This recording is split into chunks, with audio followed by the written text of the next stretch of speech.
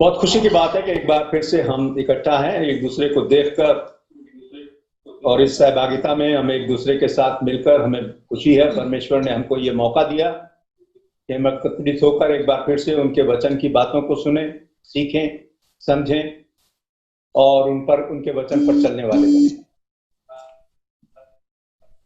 आपको याद होगा कि पिछली बार हमने दूसरा कुरिन्थियों 8 अध्याय उसकी 9वीं आयत को लेकर अपने पाठ को देखा था, और इस बात को हमने वहां पर देख सीखा था।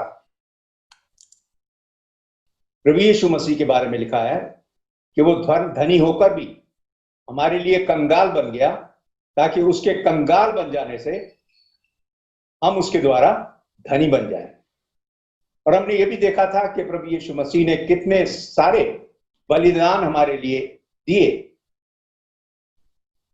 उस बलिदान के अलावा भी जो क्रूस पर उन्होंने अपने आप को बलिदान किया, लहू बहाया, उन्होंने स्वर्ग को छोड़ा, स्वर्ग के सारी सुख को छोड़ा, अधिकार को छोड़ा, जो उनकी इच्छा थी उसको भी छोड़ दिया। पूर्ण रूप से वो पिता के अपने आप को सुपुर्द कर दिया। और हमने ये भी देखा कि अंत में जब वो आएंगे तो वो हमेशा के लिए पिता के हाथों में अपने आप को कर देंगे। तो प्रभु यीशु मसीह के बलिदानों को देखते हुए हमने इसको देखा था कि प्रभु यीशु मसीह वास्तव में कौन है। हमने देखा था कि प्रभु यीशु मसीह वास्तव में परमेश्वर हैं, क्योंकि हमने यूहन्ना पहला अध्याय उसकी पहली आयत को और 14 आयत को देखा था। वहां लिखा था कि आदि में वचन था और वचन परमेश्वर के साथ था और वचन परमेश्वर था। तो जो वचन देहधारी हुआ 14 आयत के अनुसार और मनुष्य बना, वो वचन परमेश्वर था और वो परमेश्वर के साथ था। तो मैं आज आपको ये बताना चाहता हूं कि परमेश्वरत्व या परमेश्वर जिसके बारे में बाइबल हमको बताती है, वो बहुवचन में एक से अधिक उनके व्यक्तित्व है। अर्थात परमेश्वर तो एक है। बाइबल हमें सफाई से बताती है कि एक ही परमेश्वर है, लेकिन उन एक परमेश्वर के व्यक्तित्व जो है वो 3 हैं। और उनमें से एक व्यक्तित्व हम देखते हैं कि पिता का है, और दूसरा जो हमने देखा वचन जो मनुष्य बना, जो आदि से परमेश्वर के साथ था और परमेश्वर था। What we have learned last time, if you remember, according to 2 Corinthians 8:9, that Jesus, who was rich in heaven, he became poor for us, so that through his poverty we become rich in heaven. We had also referred to John chapter 1 and verse number 1 and verse number 14, where we observed about Jesus. It is said that he was the Word in the beginning, and the Word was with God, and the Word was God. So Jesus is God, was God, and is God. So we must remember that the God that we see in the Bible, or about whom we read in the Bible, is has multiple personalities. That the word God means that he is a plural being. And that is why we read in John chapter 3 and verse number 16, "For God so loved the world that he gave his only begotten Son." So God, the Father, gave his Son, and Son is also God because he was the Word and he was with God. So इस बात को याद रखें, जैसे यूहन्ना 3:16 में हम पढ़ते हैं कि परमेश्वर ने जगत से ऐसा प्रेम किया कि उन्होंने अपना इकलौता पुत्र दे दिया। तो परमेश्वर पिता हैं और उन्होंने अपने इकलौते पुत्र को दे दिया। वो इकलौता पुत्र कौन है? वो प्रभु यीशु मसीह, जो वचन था, जो मनुष्य बना, जो वचन परमेश्वर था, परमेश्वर के साथ था। तो इस बात को हम ध्यान से देखें कि परमेश्वर तो एक ही है, लेकिन वो परमेश्वर जो बाइबल में, जिनके विषय में हमको सच्चे और जिंदा परमेश्वर के बारे में बताया गया है, वो परमेश्वर, उनके जो व्यक्तित्व हैं वो एक से अधिक हैं। जैसे 2 तो हम यहां पर देखते हैं कि परमेश्वर पिता और पुत्र, जो कि परमेश्वर हैं, जो कि वचन थे, जो परमेश्वर थे, जो परमेश्वर के साथ थे।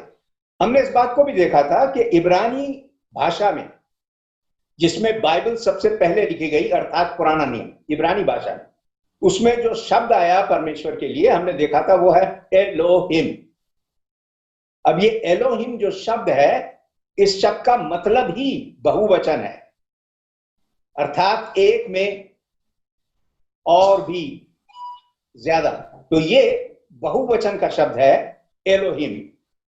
इसीलिए हम पढ़ते हैं उत्पत्ति की पुस्तक 1 अध्याय 26 आयत के अंदर कि जब परमेश्वर ने सब कुछ बनाया तो परमेश्वर ने कहा अब हम मनुष्य को अपनी सूरत पर बनाए।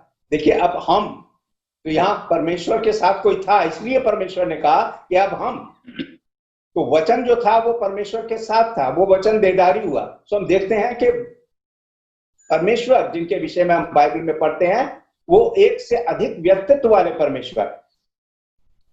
According to Genesis chapter 1 and verse number 26, we read, God said, let us make man in our likeness.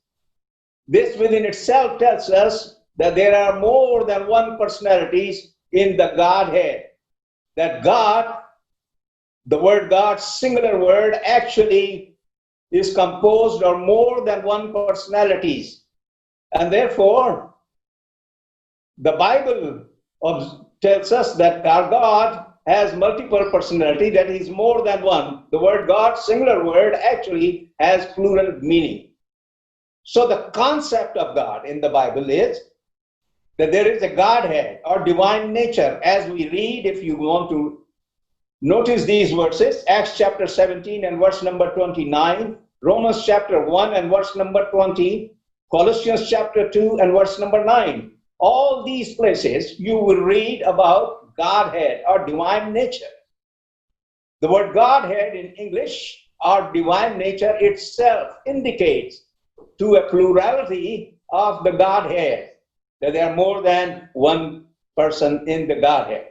So हम देखें इस बात को, आज हम पढ़ेंगे, भाई सुशील पढ़ेंगे प्रेरितों के कामों की पुस्तक 17 अध्याय उसकी 29 आयत में। यहाँ देखिए परमेश्वर को कैसे करके बताया गया।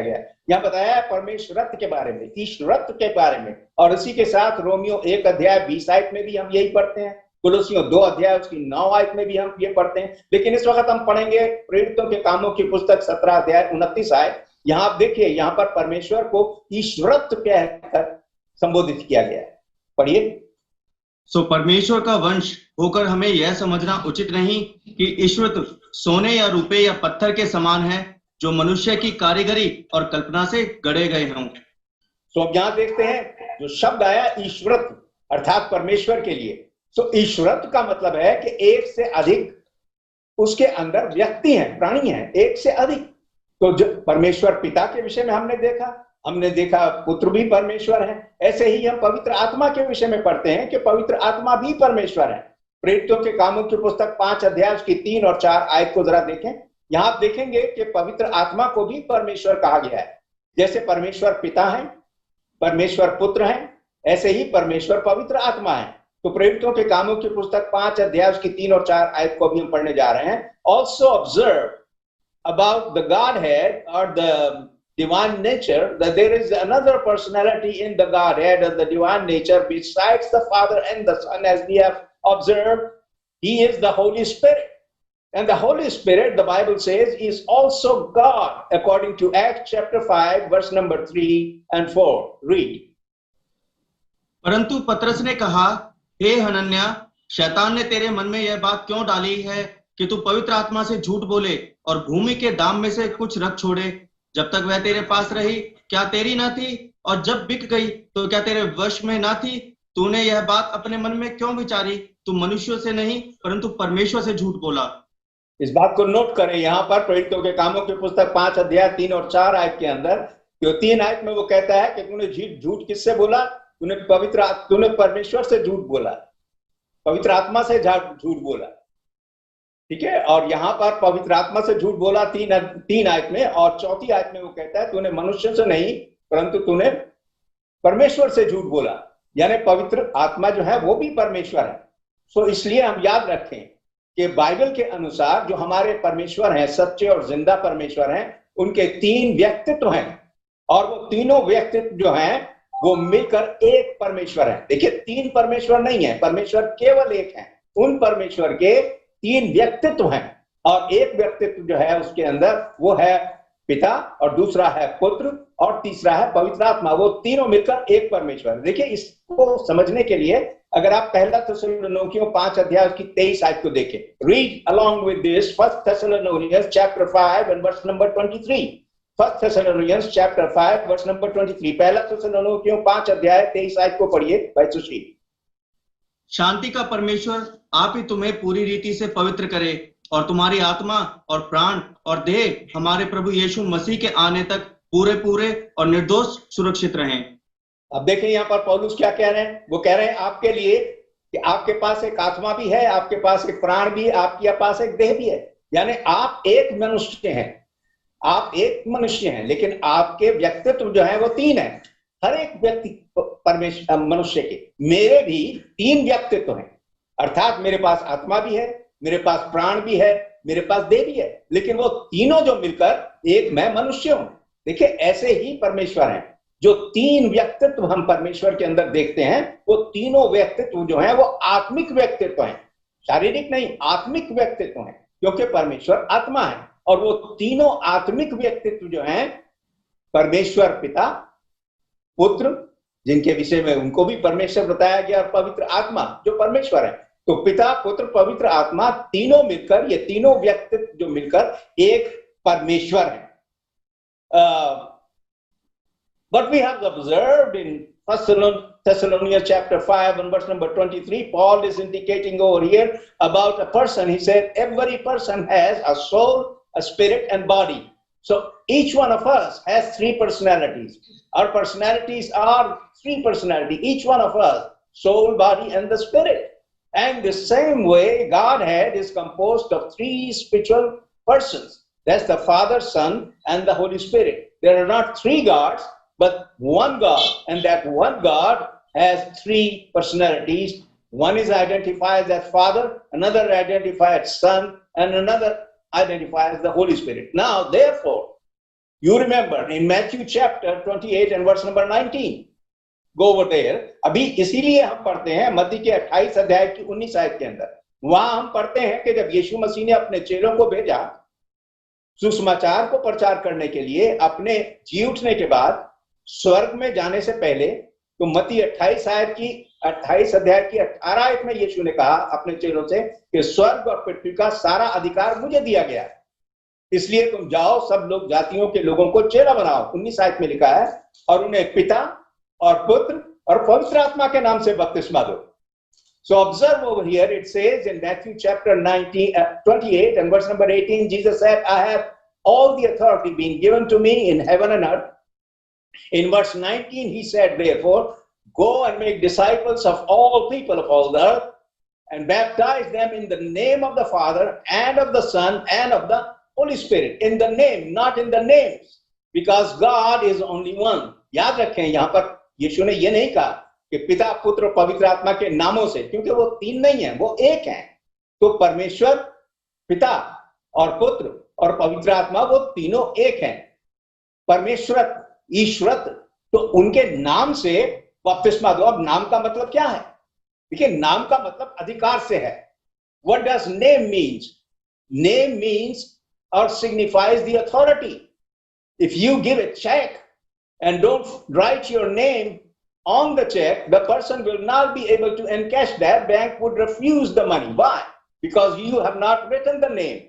Your name is the authority that gives the authority to draw the money.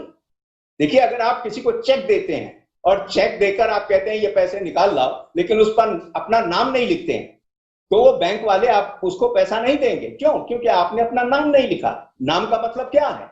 नाम का मतलब है अधिकार। सो यहां यीशु ने जब कहा कि जाके पिता, पुत्र, पवित्र आत्मा के नाम से बपतिस्मा दो, इसका मतलब जो है वो ये है कि पिता, पुत्र और पवित्र आत्मा जो कि त्रिएक परमेश्वर हैं, एक परमेश्वर हैं, उनके नाम से, उनके अधिकार से तुम जाकर बपतिस्मा दो। तो इस बात को याद रखें कि जब यीशु ने कहा पिता, पुत्र, पवित्र आत्मा के नाम से बपतिस्मा दो, इसका मतलब था उनके अधिकार से त्रिएक परमेश्वर, परमेश्वरत्व के नाम से सबको बपतिस्मा दो। देखिए, कुलुस्सियों 3 अध्याय और उसकी 17 आयत में आप पढ़ते हैं। Colossians chapter 3 and verse number 17, you read about the name. यहां लिखा है कुलुस्सियों 3:17 में कि वचन से और काम से जो कुछ भी करो वो सब प्रभु यीशु मसीह के नाम से करो। Colossians 3:17 says, whatever you do in the words or deed, do all in the name of Christ or Jesus Christ. Now, what does that mean? That doesn't mean that every step we take, everything we do, we just utter the name. that I'm doing this in the name of Jesus. I'm doing this name of Jesus. No.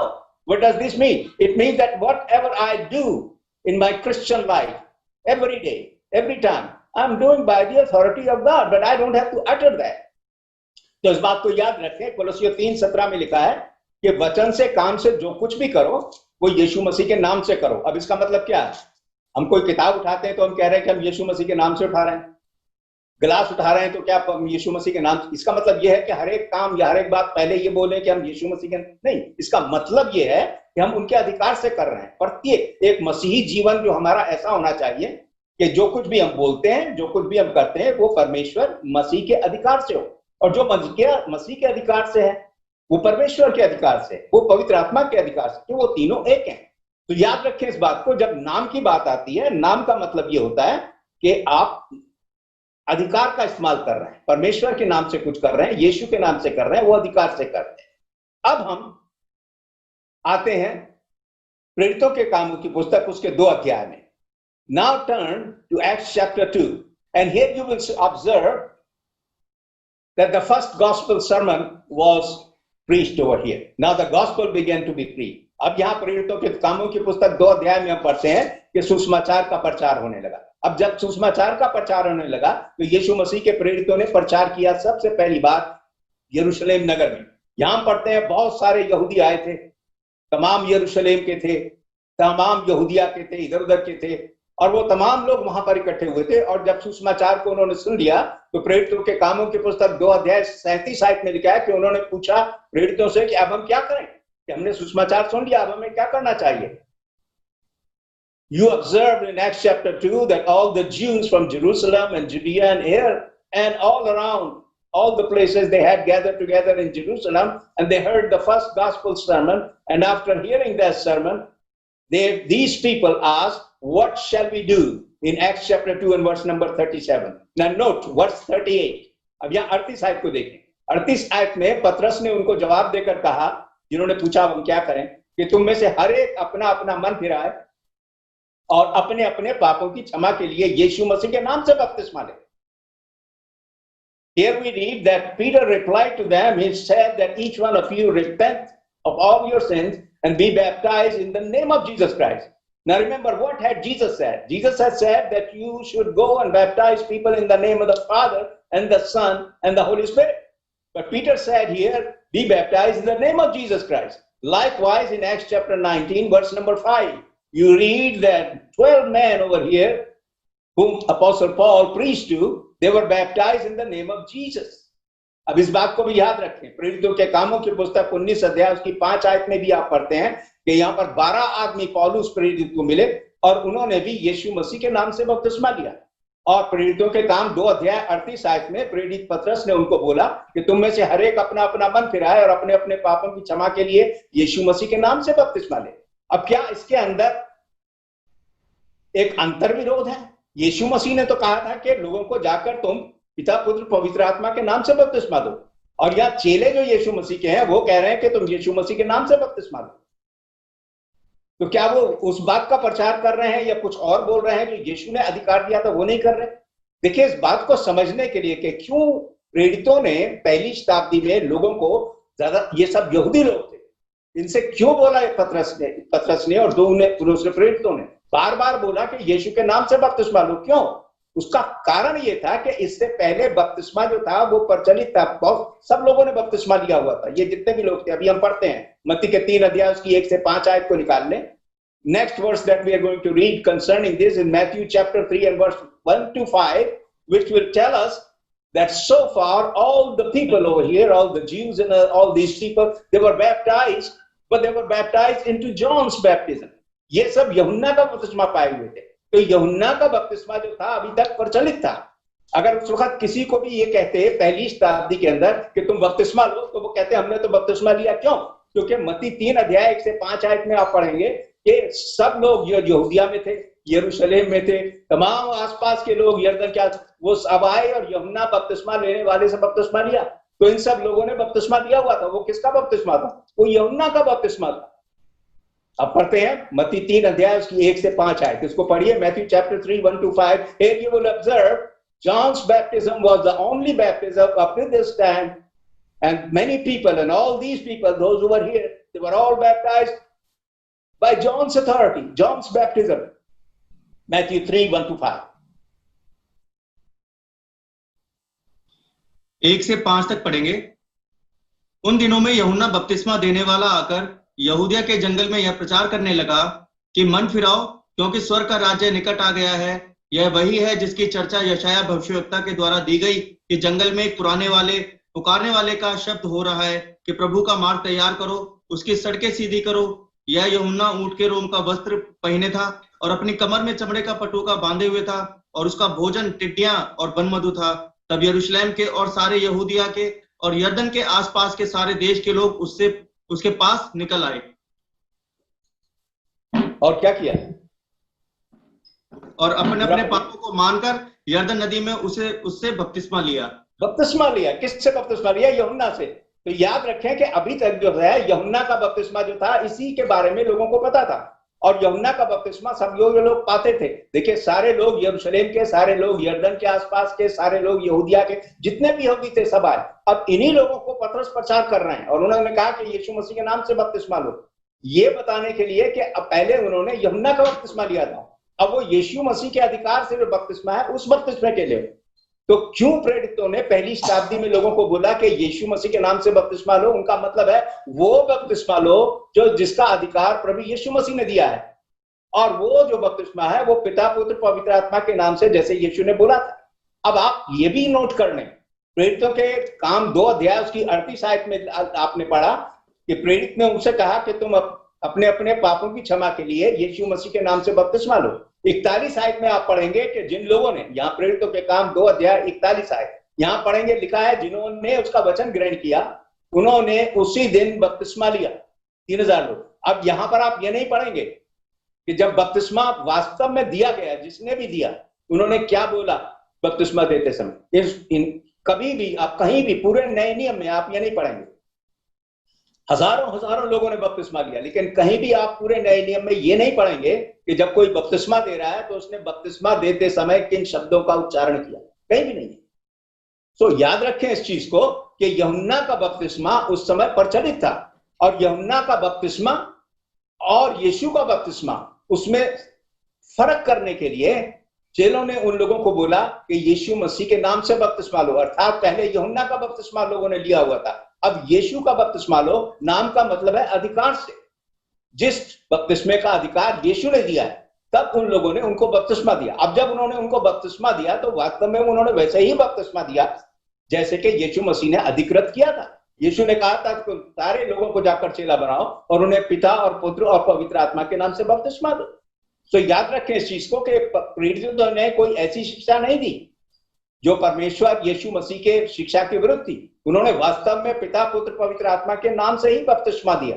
लेकिन इस बात को भी याद रखें कि हमें कोई ऐसा उदाहरण नहीं मिलता कि जब उन लोगों ने बपतिस्मा दिया तो उन्होंने क्या कहा। अगर उन्होंने ये भी कहा हम तुम्हें यीशु मसीह के अधिकार से बपतिस्मा देते हैं तो वो भी सही है। अगर उन्होंने कहा हम पिता, पुत्र, पवित्र आत्मा के नाम से तुम्हें बपतिस्मा देते हैं तो वो भी सही है। वास्तव में इस बात को याद रखना चाहिए कि परमेश्वरत्व जो है उसमें 3 व्यक्तित्व हैं, पिता, पुत्र, पवित्र आत्मा, और उनके अधिकार से ही बपतिस्मा दिया जाना चाहिए। और वो बपतिस्मा जो यीशु का बपतिस्मा है वो यूहन्ना के बपतिस्मे से फर्क बपतिस्मा है। पापों की क्षमा के लिए है, वो उद्धार पाने के लिए है, जैसे हम मरकुस 16:16 में पढ़ते हैं। सो इस बात को याद रखें कि बपतिस्मा जो है वो आज भी जब हम प्रभु यीशु मसीह के अधिकार से देते हैं, परमेश्वर के अधिकार से देते हैं, जो प्रभु यीशु मसीह ने कहा था वो बिल्कुल सही कहा था कि चेला बनाओ और उन्हें पिता और पुत्र और पवित्र आत्मा के नाम से बपतिस्मा दो, क्योंकि पिता, पुत्र, पवित्र आत्मा वो तीनों मिलकर एक परमेश्वर है। अर्थात परमेश्वर के अधिकार से बपतिस्मा दो। उन चेलों ने कहा कि यीशु मसीह के नाम से बपतिस्मा लो क्योंकि लोगों को यह पता था अब तक यूहन्ना का बपतिस्मा, तो उनको बताने के लिए कि यीशु मसीह अब आ गए, उन्होंने एक बपतिस्मे का अधिकार दिया है, वो बपतिस्मा लो। तो उन्होंने उनको यीशु मसीह के अधिकार से बपतिस्मा दिया। We must understand what we are reading over here or read over here. According to Matthew chapter 3, 1-5, we read that all the people near about Jordan and Jerusalem and Judea, all the people around over there, they all came and were baptized of John. So they had all taken John's baptism. So far, when the gospel began to be preached by the apostle, before that, people were aware of one baptism only, and that baptism was John's baptism. And all these people who heard the apostles on the day of Pentecost, whom they preached, they were also baptized already in the name of John or by the authority of John. Now, name signifies authority.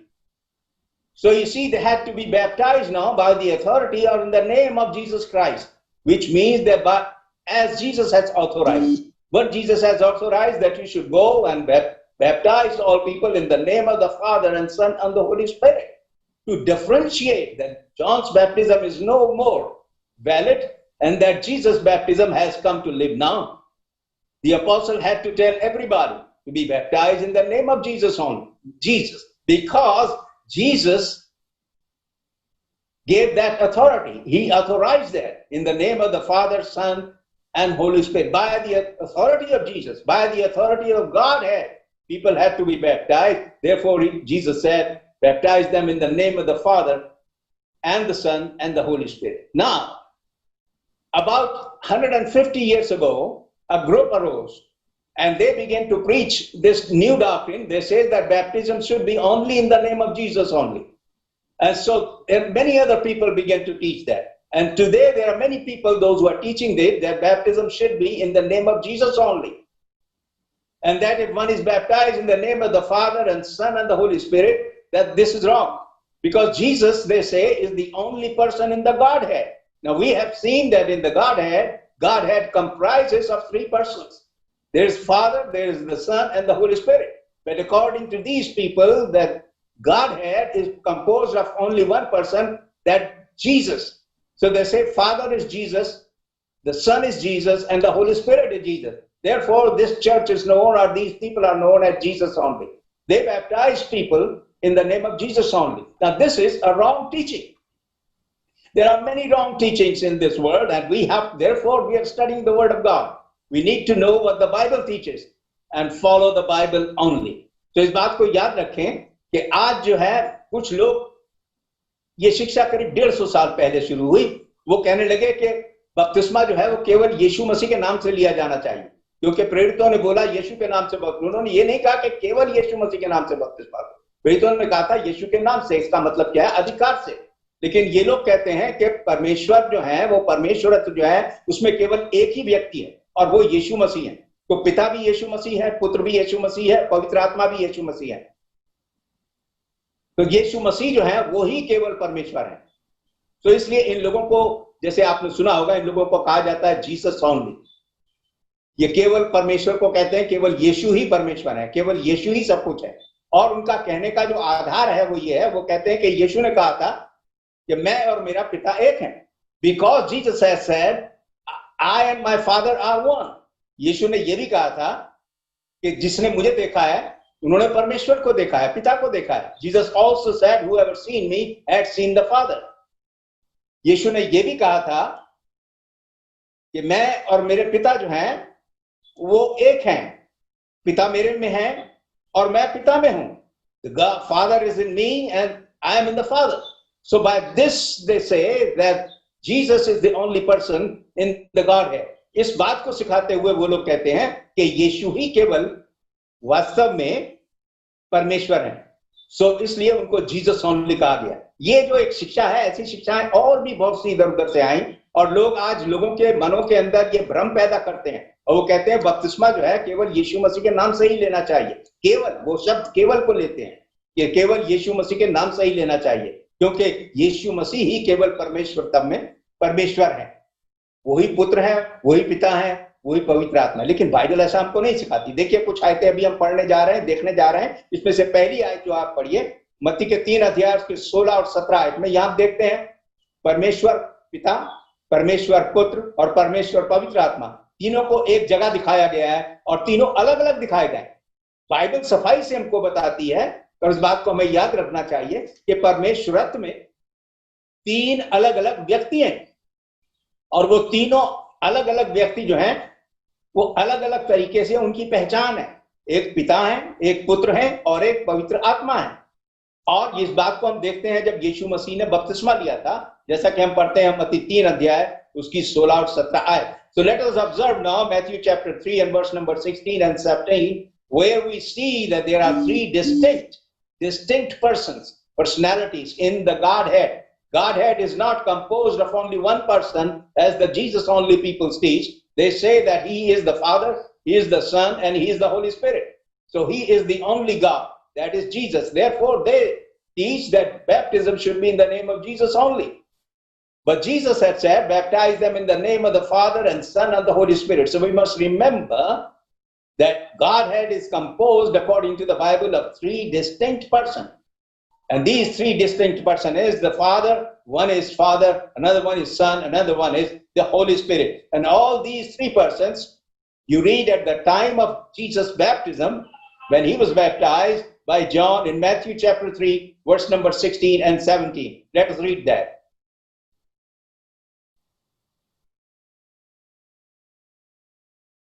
मत्ती 3, 16, 17 को पढ़िए.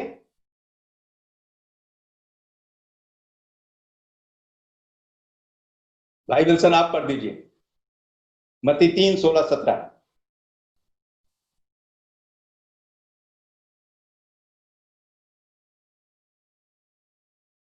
यहां हम देख रहे हैं प्रभु यीशु मसीह का बपतिस्मा हुआ. यूहन्ना ने उनको बपतिस्मा दिया, और जब बपतिस्मा यीशु मसीह लेकर पानी में से ऊपर आए तो क्या हुआ?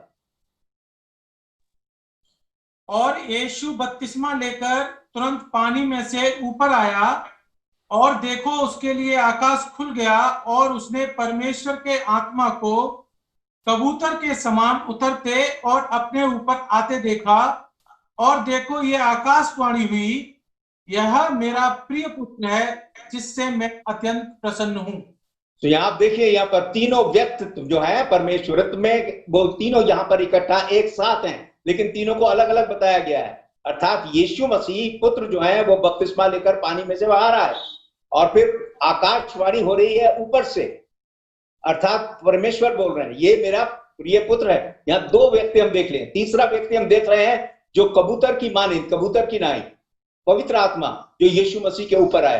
तो हम देखते हैं तीनों व्यक्तित्व यहाँ पर इकट्ठा हैं. और ऐसे ही कई और जगह हम पढ़ते हैं कि तीनों व्यक्तित्व जो है वो अलग अलग है. तो बाइबल सफाई से हमको बताती है कि बाइबल के जो परमेश्वर है, जो सच्चे और जिंदा परमेश्वर है, वो परमेश्वर, उनके तीन व्यक्तित्व हैं. उस परमेश्वर के तीन व्यक्तित्व हैं, पिता, पुत्र और पवित्र आत्मा. और इसी कारण यीशु ने कहा था पिता, पुत्र, पवित्र आत्मा के नाम से बपतिस्मा दो, अर्थात उनके अधिकार से बपतिस्मा दो. तो इसलिए जब कोई व्यक्ति उनके अधिकार से बपतिस्मा लेता है पिता, पुत्र, पवित्र आत्मा के नाम से, तो वो त्रिएक परमेश्वर, परमेश्वरत्व के नाम से, उनके अधिकार से बपतिस्मा लेता है.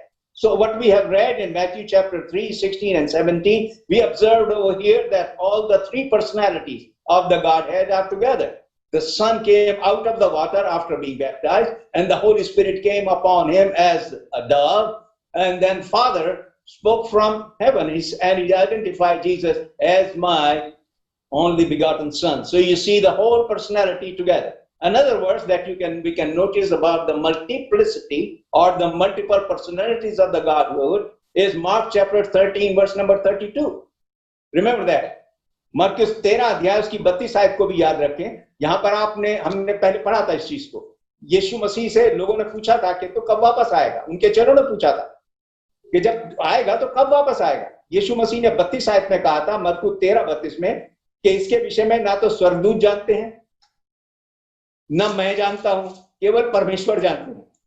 अब देखिए, अगर यीशु मसीह ही केवल परमेश्वर हैं, जैसे ये लोग जो यीशु मसीह के नाम से, केवल यीशु मसीह के नाम से बपतिस्मा लेते हैं और देते हैं और कहते हैं केवल यीशु ही परमेश्वर है, वही पुत्र हैं, वही पिता हैं, वही पवित्र आत्मा है, तो यहां पर हम क्या पढ़ते हैं? यीशु मसीह ने यहां पर कहा कि मैं तो नहीं जानता कि मैं कब वापस आऊंगा, केवल पिता जानते हैं. क्या यीशु मसीह झूठ बोल रहे थे? तो हम देखते हैं इस चीज को कि पिता अलग हैं, पुत्र अलग हैं और पवित्र आत्मा अलग है. ऐसे ही यूहन्ना के 17 अध्याय की 20 और 21 आयत, John chapter 17 and verse number 20-21 says the same thing. यहां पर हम पढ़ते हैं यूहन्ना 17, 20, 21 में कि यीशु मसीह ने प्रार्थना करी क्रूस पर जाने से पहले. उन्होंने प्रार्थना में कहा परमेश्वर से, जैसे मैं और तू एक हैं परमेश्वर, वैसे ही मेरे जो विश्वास करने वाले होंगे मेरे वचन को सुनकर वे भी हम में एक हों. तो ये देखिए, अनेक होते हुए भी लोग एक हो सकते हैं. अब देखिए, कलीसियाएं अनेक हैं, लेकिन हम सब मसीह की कलीसियां हैं. मसीह ने एक कलीसिया बनाई थी। अब हम सब कलीसिया के मेंबर हैं, हम सब क्या हैं? एक कलीसिया है। तो याद रखें इस चीज को कि अनेकता के अंदर एकता है, और इसी बात को हम देखते हैं परमेश्वर जो है उनके अनेक व्यक्तित्व होने के बावजूद एक परमेश्वर है। जैसे हमने पहला थिस्सलुनीकियों उसके 5:23 में पढ़ा, आत्मा, प्राण और देह और एक मनुष्य। सो ऐसे ही हम देखते हैं कि परमेश्वर भी हैं, वो पिता हैं, पुत्र हैं, वो भी परमेश्वर हैं, और पवित्र आत्मा जो है वो भी परमेश्वर है। अब देखिए मत्ती के 26 अध्याय की 39 आयत, Matthew chapter 26 and verse number 39 also note. Here we see that Jesus went into the garden of Gethsemane and he's praying to the Father, not as my will, but your will be done. Now Jesus is not praying to himself. He's praying to another person in the Godhead.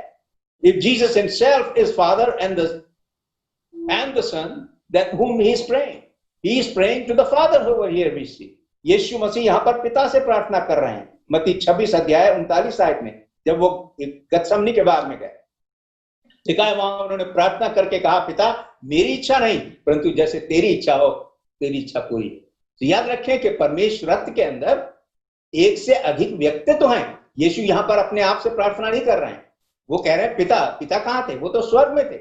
यीशु मसीह कहाँ थे? वो तो उस बाग में थे, और वो पिता से प्रार्थना कर रहे हैं। ऐसे ही जब यीशु मसीह क्रूस पर चढ़े हुए थे तो मत्ती के 27 अध्याय की 46 आयत में हम पढ़ते हैं कि यीशु मसीह जब मरने वाले थे तो मरने से पहले उन्होंने कहा, हे मेरे परमेश्वर तूने मुझे क्यों छोड़ दिया? क्या ये बात पर यीशु मसीह अपने आप से कह रहे थे?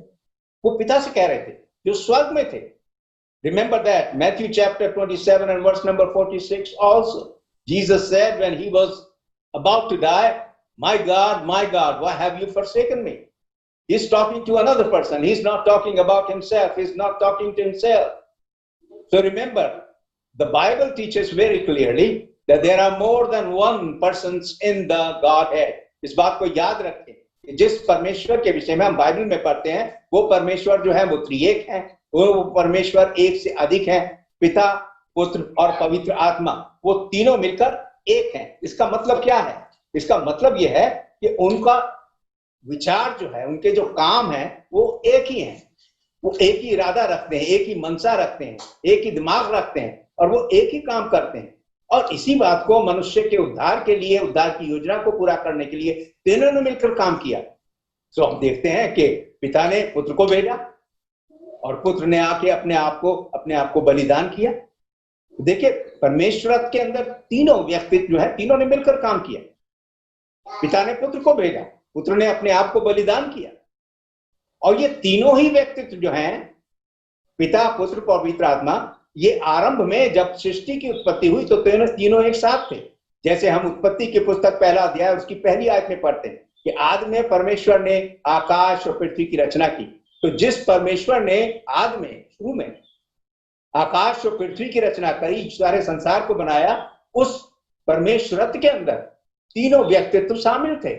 यीशु मसीह जो वचन थे वो भी परमेश्वर के साथ थे जैसे हमने पढ़ा, और पवित्र आत्मा वो भी परमेश्वर के साथ था जैसे कि हम उत्पत्ति की पुस्तक पहला अध्याय की दूसरी आयत में पढ़ते हैं। तो जिस परमेश्वर ने सारे संसार को बनाया, इसको रूप दिया, इसको बनाया और सब कुछ किया, वो परमेश्वर जो है उनमें तीन व्यक्तित्व शुरू से हैं। परमेश्वर सबका मतलब ही यही है। जैसे हमने पढ़ा इब्रानियों की पुस्तक, जैसे हम देखते हैं इब्रानी भाषा के अंदर जो पुराना नियम लिखा गया उसमें एलोहिम जो शब्द है कि एलोहिम ने आदि में आकाश और पृथ्वी की रचना की।